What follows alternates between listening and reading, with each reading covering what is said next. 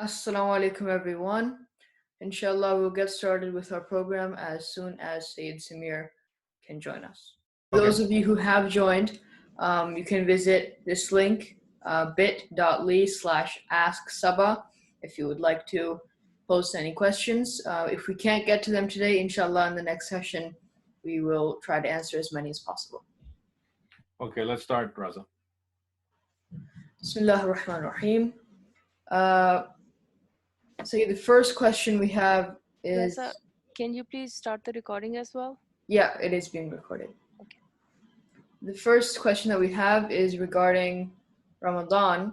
Can you taste food to check it for salt or spice and then spit it out while cooking in Ramadan? أعوذ بالله من الشيطان اللعين الرجيم بسم الله الرحمن الرحيم الحمد لله رب العالمين وبه نستعين وهو خير الناصر المعين. Assalamu alaikum wa rahmatullah, everybody. Inshallah, everyone is doing well. This is our second session, I guess, and I'm happy to answer these questions that we have received. Beforehand, I want to thank Raza for volunteering to arrange the questions so we can answer them, inshallah. The first question is, can you taste food to check if it for salt, spice, and then spit it out, right, Raza? Yes, it is permissible to taste.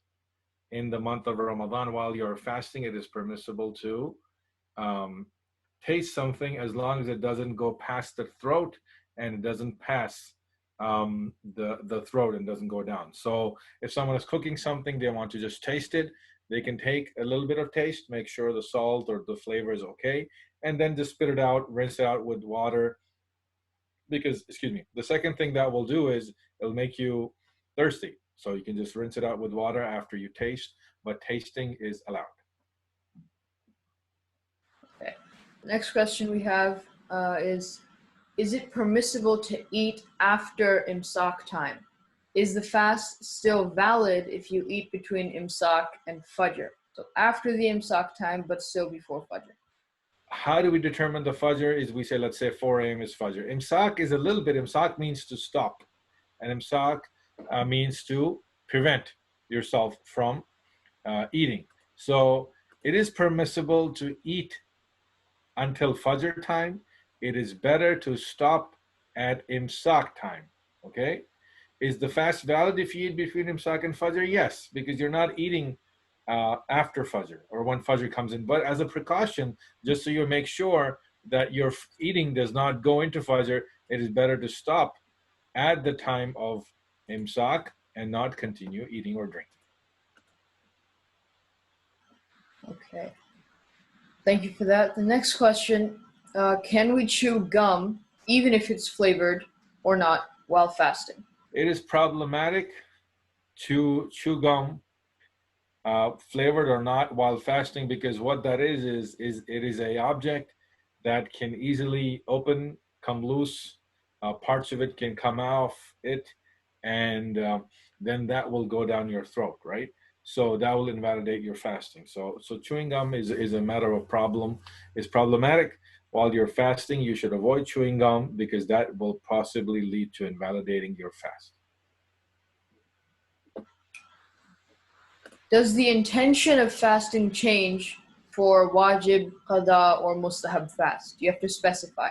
And if so, how? Yes, this is a good question. The intention of fasting does change, right? First, the wajib type of fasting is one of the types of wajib fasting or required fasting on all adult, healthy Muslims is the fasting of the month of Ramadan.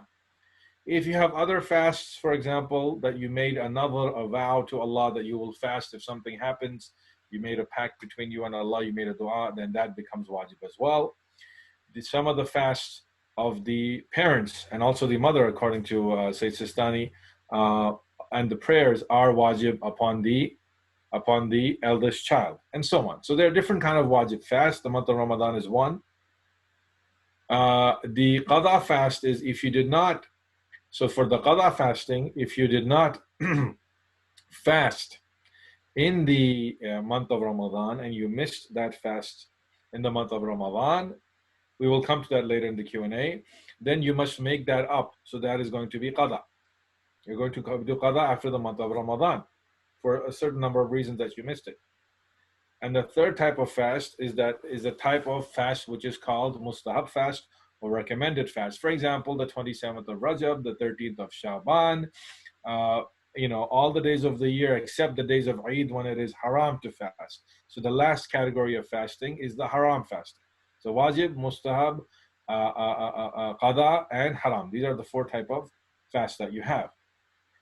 For the niyyah, yes. The easiest one, I will start with the easiest one, is the mustahab fast. You wake up outside of the month of Ramadan. You say, I want to fast today. I don't know if I can, if I should. You don't eat and drink. A part of the day passes hatta until you come close to the sunset. You say, I want to do a mustahab fast today because I did not do any of those 9 things that invalidate my fast. Then what you can do is make your niyyah for the mustahab fast at any point in the day, as long as you did not do anything which invalidates the fast, which are those 9 things. Then your mustahab fast is okay. For qada, that's for your intention. For qada and for the wajib, the intention must be before, right? Qada can be before Zohar, some of the marajis say, and for the wajib, it must be before Fajr. So if, for example, where I am right now, it's 7 p.m., Maghreb will be in a little over an hour, and then I make my intention for the next day. Or in the beginning of the month of Ramadan, I make my intention saying I will fast the entire month. One thing I will say is, if you break your fast in the middle, for example, in the month of Ramadan, you travel or you're sick or you miss a fast, you must renew your intention. So before the next wajib fast, you must renew your intention, say, I'm going to fast again. My fast is wajib, it is for the sake of Allah and getting closer to Allah subhanahu wa ta'ala. So these are some of the things that we must keep in mind with fasting. Okay, thank you for that. Next question we have is regarding Salat. They're asking, what are the rukn parts of prayer? What should one do if one has doubt if they have performed them or not? Yes. So the the wajib salat, the wajib prayer that we have, your Fajr, your Zohar, Asr, Maghrib, Isha, and those are some of the wajib prayers, the daily wajib prayers. They are divided into 2 parts. They are divided into 11 sections, okay? 11 requirements.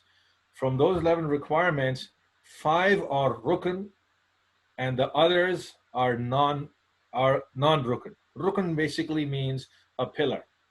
When that pillar is missing, then the entire building falls down, correct? So these 5 things, they must be present in every prayer. If any of these 5 things is missing, that prayer is invalid. What are those 5 things? Your intention. Which prayer are you praying? Is it a wajib prayer or a mustahab prayer or a qada prayer, right? Okay. Your niyyah. Second thing is takbiratul ihram, Allahu Akbar, at the beginning must be there. Okay.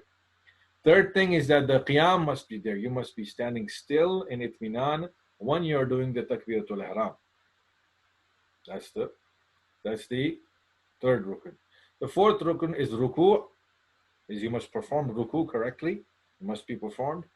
And the fifth rukun is both the sajdas together. So these are 5 rukun of the prayer. 5 wajib rukun of the prayer. Okay, let's say that way. These rukun are there. If any of these are missing, then the salat is no longer valid. The salat must be performed intentionally or unintentionally, with forgetting or not. However, if any of these 5 is gone, then the prayer is no longer considered the prayer. Okay? For everything else, for qira'ah, for example, or the dhikr, for example, or qunut, for example, all those are not rukun of the prayer. There are some ways, depending on how you miss them, when you miss them, if you forget them. There are different rules for that on how to make it up. You can do something after the prayer.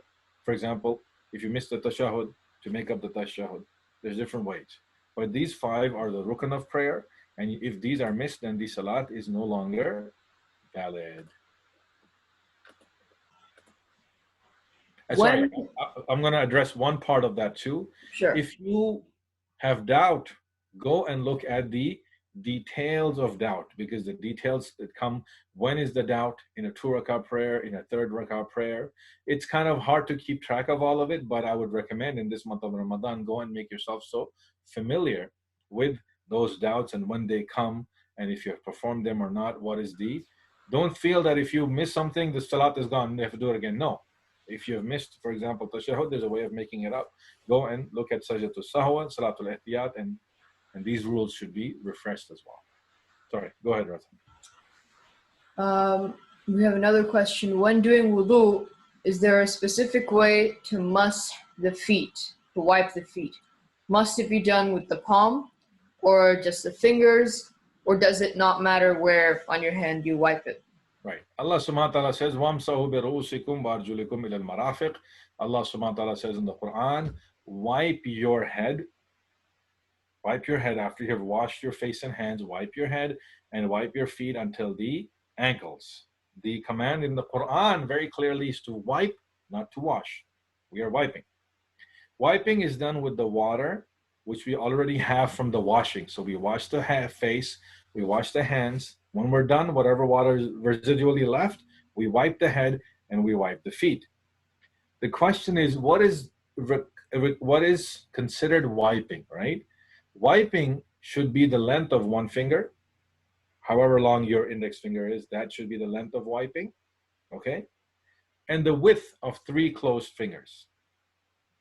So the length of 1 finger and the width of 3 closed fingers. So this is my head, I'm wiping it. I'm going to wipe the frontal 25% of my head while I'm doing wudu, and I'm going to wipe down this way. This is the must. And when you do the wiping of the feet, it is the same way. You can do it. You can wipe it like this. So the best thing, the best practice for the head is 3 fingers, the length of 1 finger. Someone may have a lot of hair. Someone may have bushy hair. Someone may have thick hair. Someone may be bald. So this is the standard practice, 3. And for the feet, the best practice of wiping of must is you put the bottom of your palm on top of your toes and you wipe. If this is my toe, I put the top on here, right? If this is my toe, I put the top here of my palm here and I wipe it all the way up to the ankles. So this is the best practice on how to do the must, inshallah. If one is not sure of the religion of the person who prepared their food in a restaurant, if they're najis or not, is it permissible to eat it if you have the doubt of their religion? Doubt never entails action. Remember that. If there's a doubt, you don't have surety, then you're not going to be required to act on something. There's a doubt, you don't know, you can eat it, okay? I'm going to add a footnote to that question. Most of the Maraja, except one, say that those who are alive, that the mushrikun, not people who are not Ahlul Kitab, okay? So people who are not Christian or Jewish, and of course are outside of Islam, a Hindu or a Sikh person, for example, when they are touching something, the najasa can transfer from their hands through wetness to an object, okay? And if you go to a restaurant, you don't know who the cook is, right? It is an Indian restaurant, you don't know if the cook is a Christian, Mexican person, for example, or if it's a Sikh person, you don't know, go and find out. Very easy to find out, go and find out. If you don't know, you're not required to act. You're not required to abstain from something you're not sure about. You're not sure about it, okay. If there's a high likelihood that this person is not from the Ahlul Kitab, not Christian or Jewish, then avoid it. If there's a low likelihood, then that's doubt, and then you're okay. So I would recommend, in answer to this question, go and find out, see how you can find out where these places are and who the cooks are. It's very good if you have a relationship with a place that you're going to eat. Just ask, and people are usually very friendly and accommodating to tell you what the answer is to that. Okay. The next question we have is, do you have a recommendation on how to do Tabari, some might call it Tabarra, which is the 10th Furuddin, without coming off as offensive or posing a threat to one's safety? In short, how should we be practicing Tabari? Yes. Tabarra or Tabari is the furu'uddin, is one of the requirements of the religion. What it really is the abstaining and staying away and disassociating from the enemies of Allah and the enemies of the Ahlul Bayt alayhimus salam, right? The one who is the enemy of Allah is someone who is the enemy of Allah, who opposes the presence of God and knows about Allah and opposes Him. The one who is the enemy of the Ahlul Bayt is called a Nasibi, who knows the Ahlul Bayt, but he or she opposes the Ahlul Bayt with their language, with their words, with their actions, and with their beliefs. Okay, these are small groups outside of the realm of Islam, that they are present and their ideology is present in different ways. This question is asking about the methodology, the practical way, and how to engage in debate without coming off as offensive. This is a general question that we must all know and answer. Son, okay? وَالْمَوْئِذَةِ الْحَسَنَةِ, Allah says something else. So you must have a good, a proper way of approaching someone who is not your religion, not your sect, for example, right? And you must engage in debate with them and expressing of your beliefs in a polite way. If you feel that you are going to offend them, don't do it, right? This question is about tabarra and how to disassociate from those people who are the enemies of the Ahlul Bayt.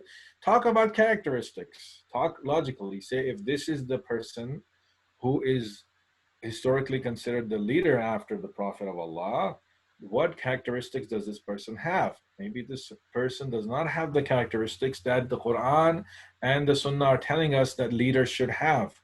So use logic.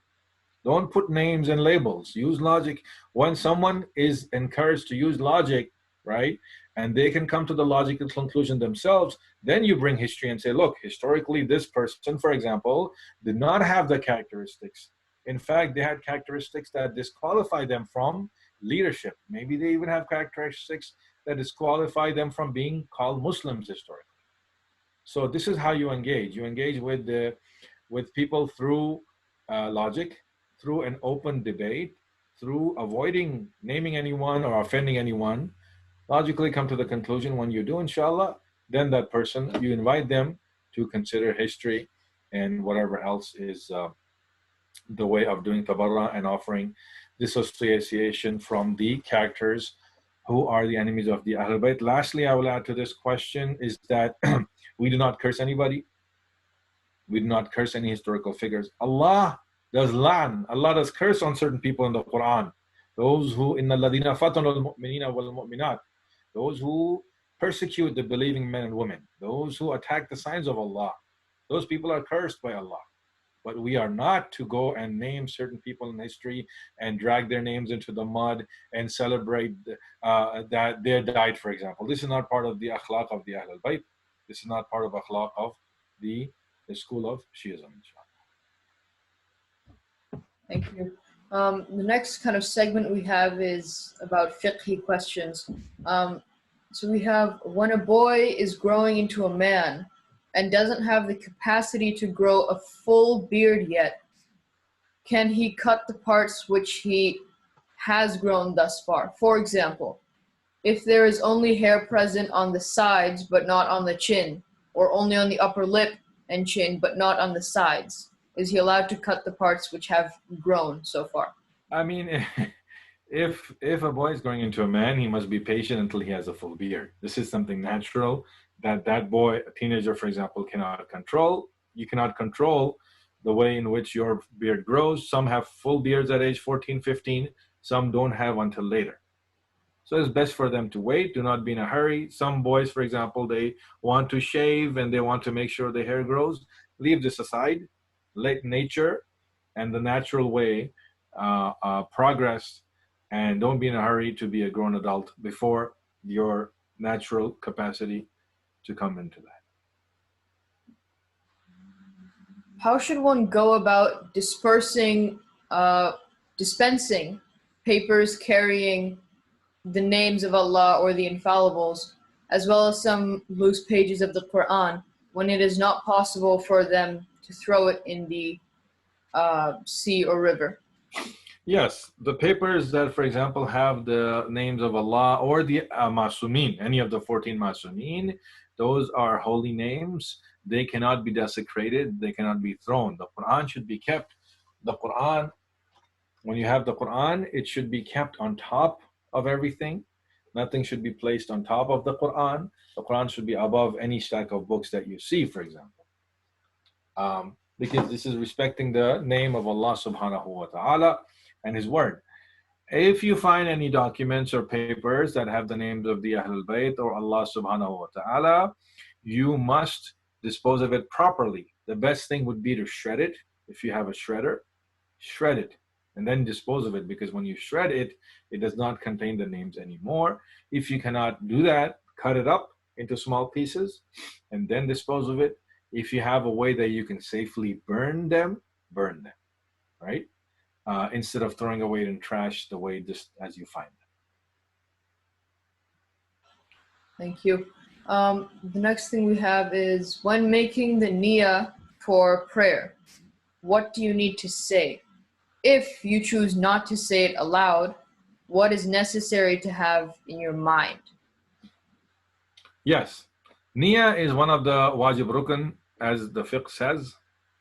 Niyyah is intention. You must have intention for everything else. The hadith of the Prophet of Allah sallallahu alaihi wasallam is that whoever has a niyyah, okay, when kana hijratuhu ilallahi wa rasulih, whoever has the niyyah to get closer to Allah, then that person is going to get closer to Allah subhanahu wa ta'ala. Niyyah is very important before you perform the prayer, before you do anything, before you get up from your bed in the morning, before you begin eating your iftar. You do a niyyah that you are doing this to get closer to Allah subhanahu wa ta'ala. That is an act of ibadah, that is an act of worship to get closer to Allah subhanahu wa ta'ala. This question is asking the niyyah for prayer. For prayer, you need to make the intention about specifically which prayer you are praying. If it is a wajib or a qada or a mustahab prayer. So I'm praying, for example, I will pray at Maghreb, inshallah, Maghreb prayer. Before I begin, I make my intention, I am praying Maghrib prayer, wajib, with jama'ah or without jama'ah, depending, okay? If it's with jama'ah, behind which person, okay? And this is my niyyah. If I'm praying a mustahab prayer after Maghrib, I'm praying the nawafil prayer. I make a niyyah before the takbiratul ihram. I say, I am praying this nawafil prayer, 2 rak'ah, right? Mustahab or sunnah, to get close to Allah subhanahu wa ta'ala. Qurbatan ila Allah, to get close to Allah subhanahu wa ta'ala. You do not need to say it aloud. You do not need to say it aloud. That is not a requirement. We teach our children to say it aloud simply because they get used to making the niyyah, but it's not necessary to say it aloud. If it helps you to say it aloud, you can say it aloud. There's no problem. It does not invalidate anything, okay? However, for example, and the second thing about niyyah is that it must continue throughout the prayer. You're praying Zohar, you're just praying. If in the third rak'ah someone stops you and say, what are you doing? And you have to think about it. What am I doing? I forgot. Then your prayer is invalid. The niyyah must continue with you until the end. As in the third rak'ah, for example, someone stops you, say, what are you doing? Or I'm praying my Zohar prayer, it's 4 rak'ah wajib. Okay. Or I'm praying my qada prayer that I missed, my fajr, for example. Or I'm praying a sunnah prayer, or I'm praying a prayer for this. So the niyyah must continue from the beginning until the end.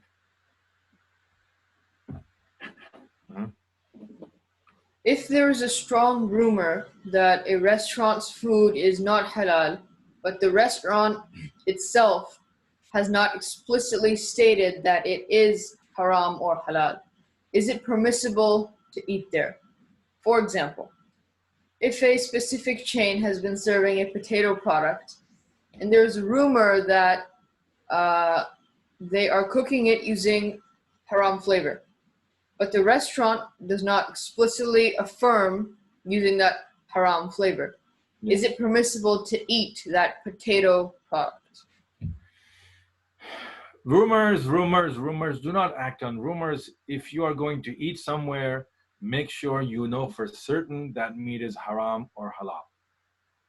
If a restaurant has not explicitly stated that it is haram or halal, you cannot eat there because you don't know if it's haram or halal, right? You haven't ascertained, you haven't found out. How do you find out? You have to get satisfaction. You may get satisfaction by asking one of the servers, and that server might say, hey, you say, hey, is this food halal? They say, yes, it's zabi halal. You're convinced. That's fine. Some people are not like that. They say, hold on. This person might not know. Who's the owner? Oh, you talk to the owner. Not just that the owner tells you it's halal. You say, where do you get your meat from? The owner will say, I get it from this place, right? So you cannot eat if some place has not explicitly stated that it is haram or halal. You must only eat from a place which has explicitly and clearly, to your satisfaction, made it clear that the meat is dhabiha halal. There's a lot of problem because then you don't know, for example, some of our Sunni brothers, not all of them, they say, if just say Bismillah and eat it. But Allah subhanahu wa ta'ala says, وَلَا تَأْكُلُوا مِمَّا لَمْ يُذْكَرُ اسْمُ اللَّهِ عَلَيْهِ. Do not eat those things on which the name of Allah has not been recited, right? When the zib is done. So that is zabiha halal. It must be zabiha halal, right? Go and find out. If the question, the second part of the question I see here, if a specific chain has been serving potato, there is a rumor. Don't. If there's a rumor, don't do anything. Find out. Find out. Do the research. It's very easy. It's very easy, my brothers and sisters. If it's a big chain, if it's a restaurant, you can call them. They will go out of their way not to lose you as a customer and say, yes, this is to your satisfaction. If you live in California, vegan, vegetarian is very popular. It's mainstream there.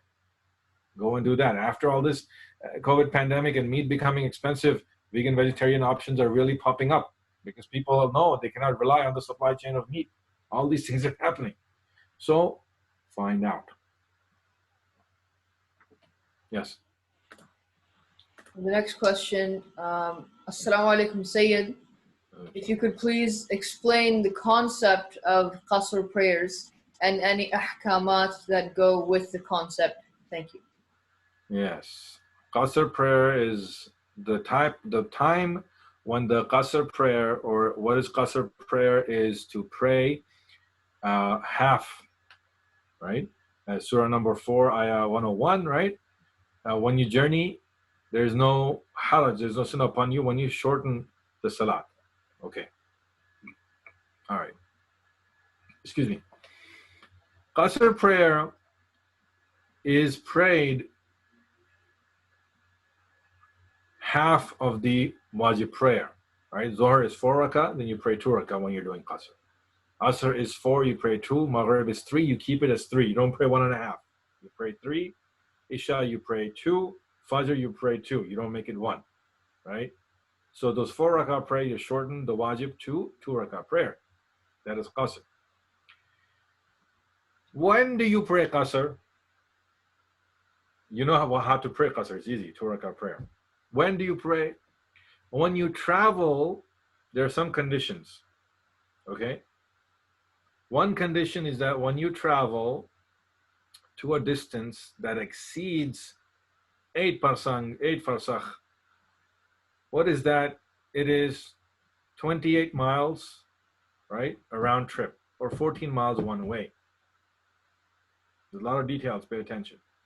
If you travel 14 miles or more for a trip, that is not for your job, that is for pleasure, that is not for haram purposes, but that is for halal pleasure. For example, the weather is nice in the summer, I get in the car with my family, I drive to a park. We leave at 10 in the morning, the park is 50 miles away, one way. I go there, at Zohar time, I pray qasr. Why? Because A, I have gone more than 28 miles round trip. B, my travel is for a halal purpose. If it's for haram, then you have to pray full. Haram travel is another category. Thirdly, I'm not staying 10 days or more. Basically 3 rules, right? More than 28 miles round trip.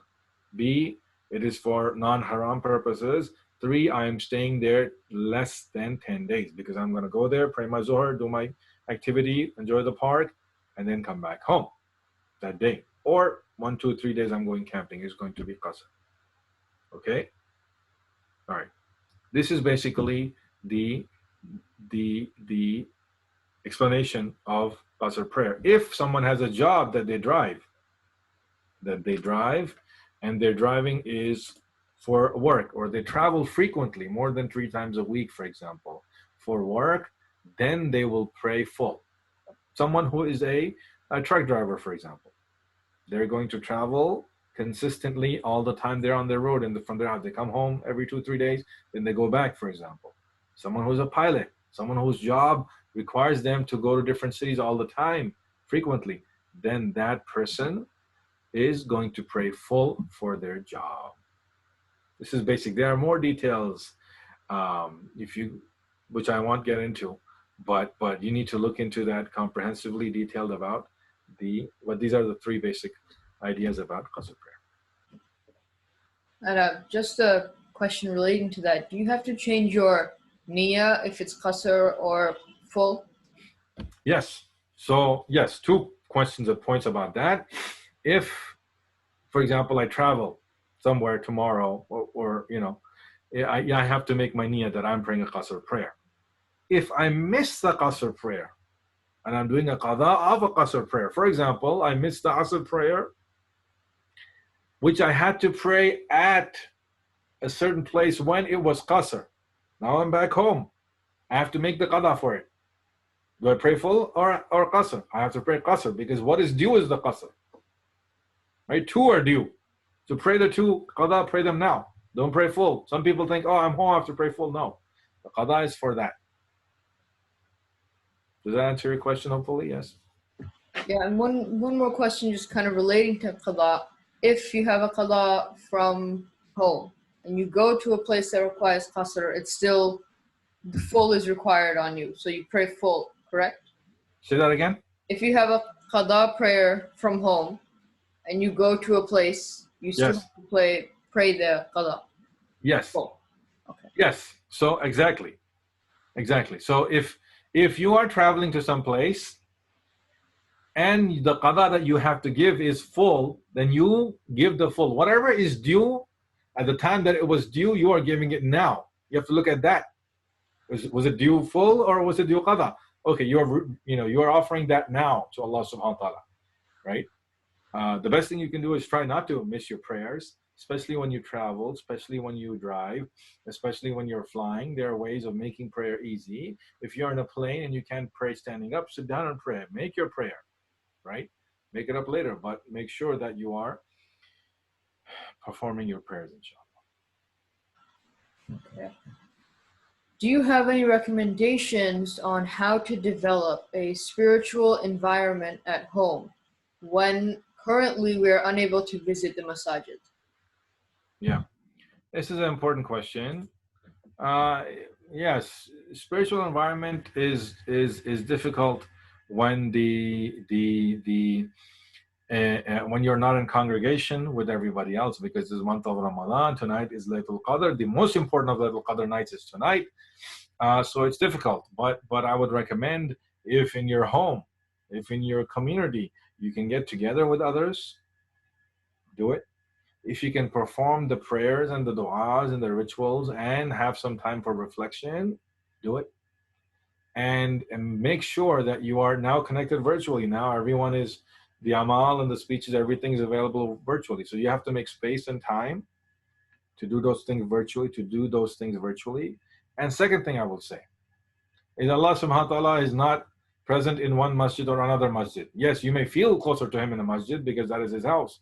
But when you perform the prayers at home, maybe you have luxury. Maybe if you were at the center, you would be distracted by the tea and the food and talking. Maybe now you have a more serious way of sitting on the musalla and connecting with Allah subhanahu wa ta'ala. So you should be always focused on your qurb and closeness to Allah subhanahu wa ta'ala, and do not neglect that connection with Allah subhanahu wa ta'ala. Okay. The next question from the form: can we brush our teeth during fasting? And can we mouthwash while fasting?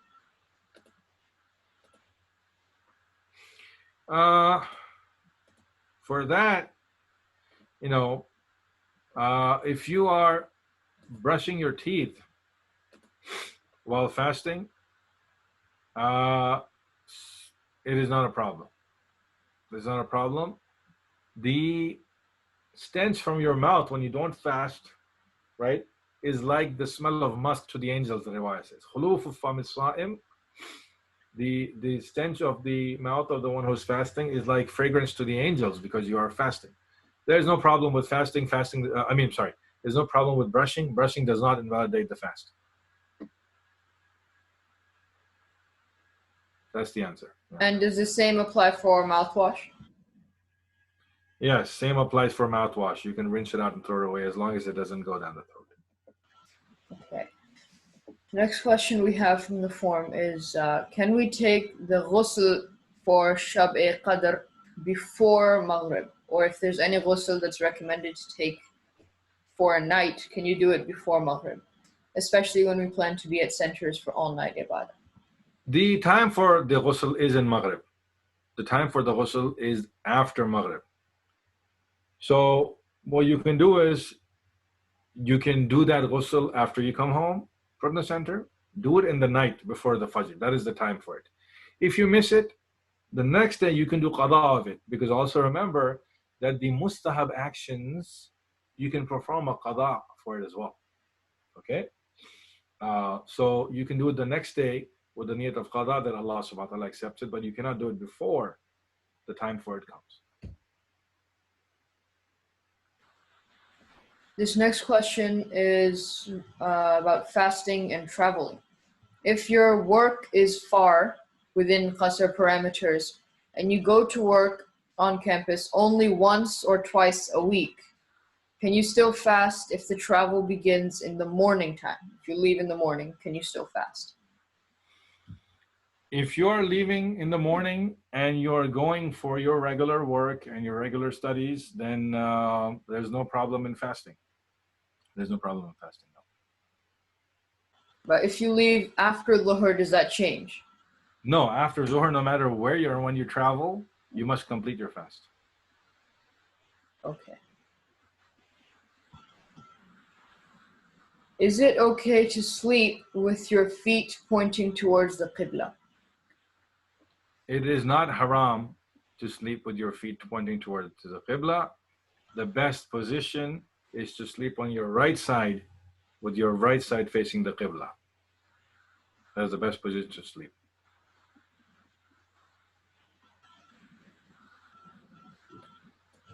I see that last question. How long if you have a flight, right? Yeah. Okay. So that question goes, how long if you have a flight that leaves after iftar but are in the airport? Does your fast count? Yes. If you leave, the flight leaves after iftar, yes. Doing iftar is not wajib, right? So if you are doing iftar at the time of iftar is not wajib. So if you are not, if you have a flight that leaves after iftar and you're at the airport, that's not a problem. Iftar time, you're not required to be anywhere. Okay, let me come back to that question about the travel. I see that now, Raza. If your work is far, right, and what is considered work is the question here. Let me just see that. In qasr, right, it's qasr. When you travel, there's more than 28 miles a round trip, 14 miles one way, and so on. If you go to work on campus only once or twice a week, if you're doing that regularly, and if you can consider that part of your work, right, then the travel does begin. The moment you leave. One thing I didn't say about qasr is those 14 miles or 28 miles has to be from the limit of your city, not from your home. Those, I didn't mention this, I'm going to mention this now, is that limit has to be counted. When do I start count from zero, right? Do I count from my door? No, I count from the border of my city. Second question, what is my city? City is the greater area you live in. For example, if you live in Fremont, if you live in San Jose, if you live in, I forgot the names. If you live in any of the Alameda County places, right, Santa Clara, or whatever it is, right, is that considered one area? That is considered one area. Okay. So when you leave that general city area, because it's 8-9 million people, it's all considered one. Who do you rely on? You rely on the people. You go somewhere to north of San Jose, you say, is this Bay Area? They say yes. You go west. You say you go east, for example, and you say, is this Bay Area? People say yes. If you go to Tracy and you say, is this Bay Area? People say no, this is not. This is outside, for example. So you have to look at where the people are considering this to be a greater city, because now we live in the area of mega cities, right? And the border comes out. You start counting from that limit of your general area. That's for big cities like LA and San Francisco, and Chicagoland is very vast. Toronto is a big city of almost 4.5 million people across. Okay, so all those things are present, and all those things are to be considered. So it's from that. If you live in one town, or you're not part of a greater area, for example, you're out in the middle of country, which is very nice as well to stay, then you count from this border of your city. That's when the qasr starts to count. Okay. Okay. The next one is about moon sighting. Why can't we simply follow NASA for moon sighting for Ramadan? Whose responsibility is it if we miss a fast due to misjudgment or error of someone else regarding Good question. Moon sighting is very important. You see, moon sighting is not done in a scientific way. We are not required to follow science.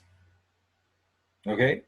I'm going to clarify this. This is very important to understand about moon sighting, because we get agitated, say someone is following.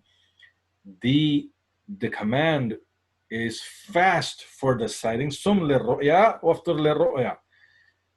Fast, begin your fast, begin your Ramadan when you see the moon, or 30 days of fast, and your Ramadan when you see the moon, month of Ramadan, when you see the moon, or 30 days of fast.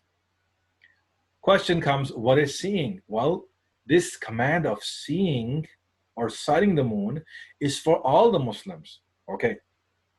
It is a general command which requires the Muslim people, the general public, to see or not to be able to see the moon as they generally would in their normal natural environment. Okay. Scientific, telescopic, or predictions of the moon are not part of this general. I'll give you another example. You have something najis on your hand. You have something najis on your hand. Okay? I say, the Sharia says, wash this najis thing. Unless it's washed, right? You cannot perform wudu and pray. You say, okay, Maulana, I go to the bathroom, I wash my hands, whatever is najis, blood, for example, is washed off. Under a common person's view, is your hand clean? Yes or no? Yes. If I go to NASA, if I go to science and I look at it, they say, no, there's 3 molecules of blood remaining on your hand. That's problematic. Then I'm going to stand and just keep washing and washing until I have to go and check with a scientific authority saying that no longer do the molecules of blood or any najasat remain on my hand. That is problematic. That is creating an undue burden on the Muslims. Because you live like a normal person, an average person, considers hands washed with soap to be clean, right? That's it. Don't use the scientific method, because that creates an undue burden. Same thing with the moon sighting. You are supposed to go and read a dua for the moon. If you cannot see the moon for yourself or for the horizon, then there is no moon. Yes, scientifically I can say the new moon has been born. I can predict that, there is no doubt. But that's not what the Sharia is saying. The Sharia is not requiring us to rely on science. The Sharia is open to science. The Sharia actually pushed the scientific revolution and scientific discoveries. Islam is not a religion that is against science. Islam is a religion that grew with science, okay? But what is the requirement? Why am I confusing?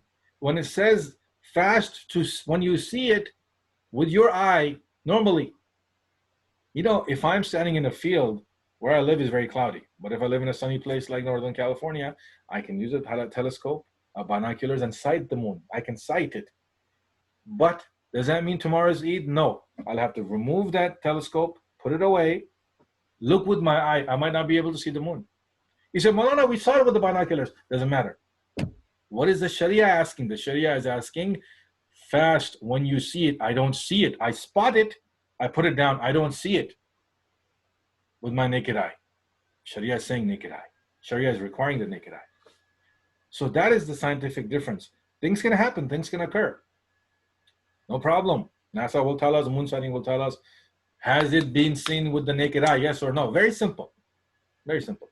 Yes, some of the Maharaja have different opinions that they consider naked eye is valid, or some say telescope is okay, and that's a different discussion, but that's really the basic thing of answer to this question.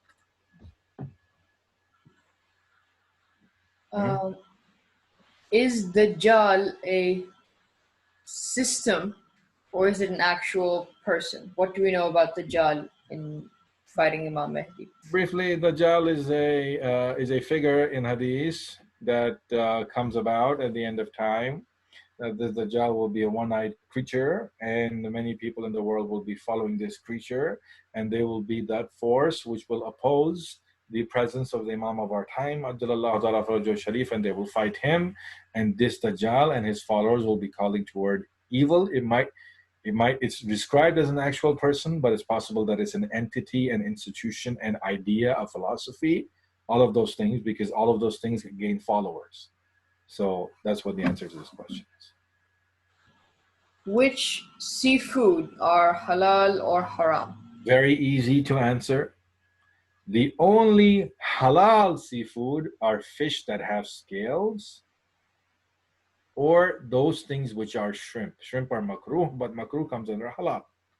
Anything else that is not fish with scales, shark is a fish. Shark doesn't have scales. It's haram. Catfish is a fish. Catfish doesn't have scales. It's haram, right? Octopus is not a fish. It's haram. Anything that has scales and is a fish is halal, and shrimp are allowed.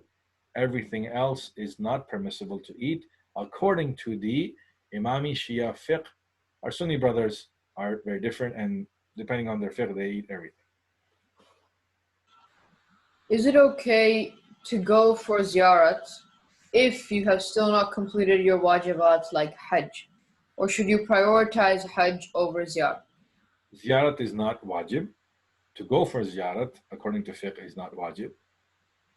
Hajj is wajib when it comes to your funds. So if you have a certain amount of money that is in your savings, and that money is debt-free, and then you can go for Hajj with that money, go for Hajj, it becomes wajib upon you, that person, to go for Hajj. So they should go for their Hajj and complete their Hajj. Can someone go for Hajj? Can someone go for ziyarat while they haven't performed their Hajj? Yes, they can. They can. Right? They don't have to. You're not required to save up for Hajj. It's only if you have the saving for Hajj, then Hajj becomes wajib. So you can go for ziyarat as well. Both these things are highly recommended. Both these things are highly recommended to go and do, inshallah. What is a good dua for knowledge? Okay. Raza, this is going to be the last question simply because it's getting close to 8 o'clock, and I have to travel to perform with the Maghreb prayer and the Amal with the small group that we are getting together in our center, inshallah. The best dua to perform for knowledge, first thing, stay in wudu. Always try to stay in wudu. In the morning, in the evening, when you're reading, when you're studying, stay in wudu. Second thing is this dua, Rabbi zidni ilma. Rabbi zidni ilma. It is from the Quran. It is a dua from the Quran. Oh Allah, increase my knowledge. Recite it in your qunut, when you're praying, in your wajib salat, and before you begin your studies. Rabbi zidni ilma. Oh Allah, increase my knowledge. So this is the dua that can be performed, along with other duas you will find in the books of duas that we have. Okay. with that, thank you, Malana Samir, and thank you for everyone who joined.